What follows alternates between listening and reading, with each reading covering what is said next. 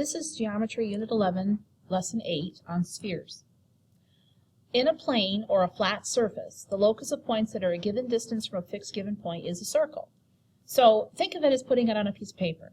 If you put a point C and then you draw each point the same distance away from C, you are creating the locus of points that make a circle. So a locus is just a path.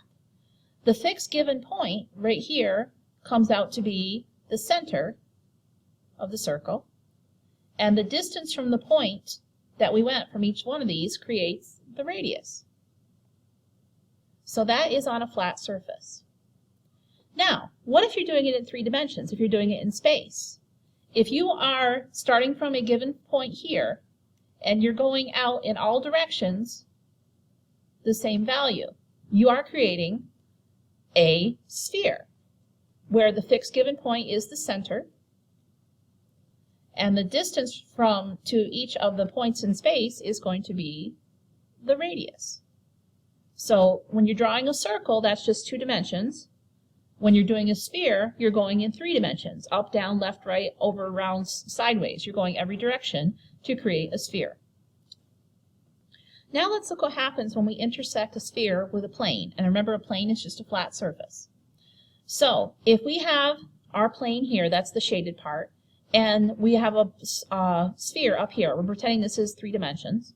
And we have each here, it's touching here, and then it goes through the center like this. So you can see it's kind of 3-dimensional. You can see it's kind of looks like a cut through the middle. All right, so when would the largest circle be created? It's called the Great Circle. Well, if you have pulled this plane up farther, where would the biggest circle be? It would pass through the center of the sphere. Okay, as you pull this plane up, when it's up to here, it would go through the center of the sphere. The farther the plane is from the center of the sphere, the circle. All right, so if the center is here, the circle that's created by slicing is going to be smaller. So the farther the plane is from the center, the smaller the circle is going to be. This slice right here would be smaller than if you took a slice up here. Now, 2 planes equidistant from the center of the sphere intersect the sphere in, well, let's see. If I put another plane up here at the same place that I put it down here, it would be, this circle that's created would be congruent to the one up here. So it would create congruent circles. All right, so that's about a sphere and a plane. So when you have a plane intersecting a sphere, it creates slices of circles. That's pretty much what you have. All right, now let's look at the surface area of a sphere. The formula for surface area is 4 pi r squared. So let's try out a couple problems using surface area. Okay, so I want to do a sphere. I'm not great at drawing spheres, so I'll just use my circle drawer and kind of fake it. But anyway, so you kind of draw a circle in the middle like this to create the sphere. Okay, so the center would be here. It has a diameter of 9.4 inches. All right, so the diameter would go across like this through the middle, and that would be 9.4 inches, and find its surface area. Okay, so if this is 9.4, we need the radius. So if this is 9.4, the radius would be half of that, so the radius here would be 4.7. That would be the radius. So just using the formula, the surface area is equal to 4 pi times 4.7 squared. All right, so you multiply those out. 4 times 4.7 squared, and then times pi, and we get 277.59. So to the nearest, say, 10th, it's 277.6. And since this is surface area, it's going to be square inches. And there's your surface area. Okay, let's try one more. The moon has a surface area of 1.463 times 10 to the 7 square miles. Find its radius. Well, we have a formula. SA is equal to 4 pi r squared. Well, we have SA right there is 1.463 times 10 to the 7th equals 4 pi r squared. Okay, now we want to solve this for r. What are we going to have to do? Again, to solve for r, we have to divide by 4 pi. Now remember, because we're going to use the calculator for this, when we divide by 4 pi, put it in parentheses.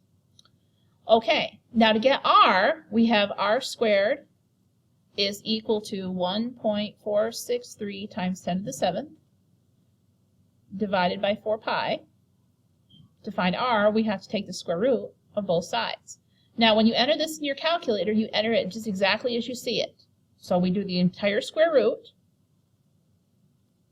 All right, now since this is a big number, I'm going to put the scientific notation in parentheses. 1.463 times 10 raised to the 7th power, forward arrow to get off the exponent, divided by, parenthesis, 4 pi. Close your parenthesis. So that looks exactly like what's on your paper. Press enter, and you end up with approximately, to the nearest mile, approximately 1,079 miles is the radius. So the radius of the moon is approximately 1,079 miles. All right, the volume of a sphere. If we wanted to fill a sphere up with something, we would figure out its volume. Notice this is 4/3 pi r cubed, not squared. It's 4/3 pi r cubed. So the volume of the men's basketball, from the previous problem, we said the radius of the men's basketball was 4.7. So when we use the formula for this, V equals 4/3 pi times 4.7 to the 3rd power instead of the squared. It's to the 3rd power, 4/3 pi r cubed. All right, so we enter this in our calculator. 4/3 pi, and then I'm going to put this in parentheses. R was 4.7. Close your parentheses. Now raised to the 3rd power, not the 2nd power, not squared key. All right, press enter. And it says that approximately 434.9, let's say. So that's going to equal 434.9. Now this is volume, so this will be cubic inches instead of square inches. So that would be the inside of the sphere. Okay, one more. The sun has a volume of approximately 3.3876 times 10 to the 17th cubic miles. Find its radius to the nearest 1,000 miles. Okay, so we start with our formula. V equals 4/3 pi r cubed. Now notice that we already have the volume, so that goes over here. Times 10 to the 17th. I'm going to put that in parentheses just so I know what's going to do there. And I have 4/3 pi r cubed. Okay, so in order to solve this, I have to divide by 4/3 pi. So I'm going to write that here.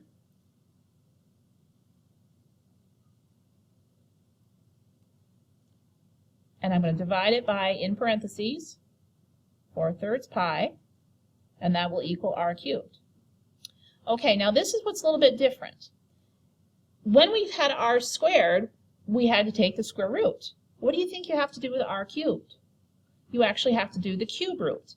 Now the cube root is written with a square root symbol with a little 3 on the index. So that would be like this. And you do the same thing over here. 3.3876 times 10 to the 17th over 4/3 pi. All right, now when we enter that in the calculator, we have to use the cube root button instead of the square root button. So all we have to do to figure out the cube root, you press the math key. Now cube root is the number 4 one. It's got the little 3 right here. We're going to use that symbol. So we're going to pick number 4.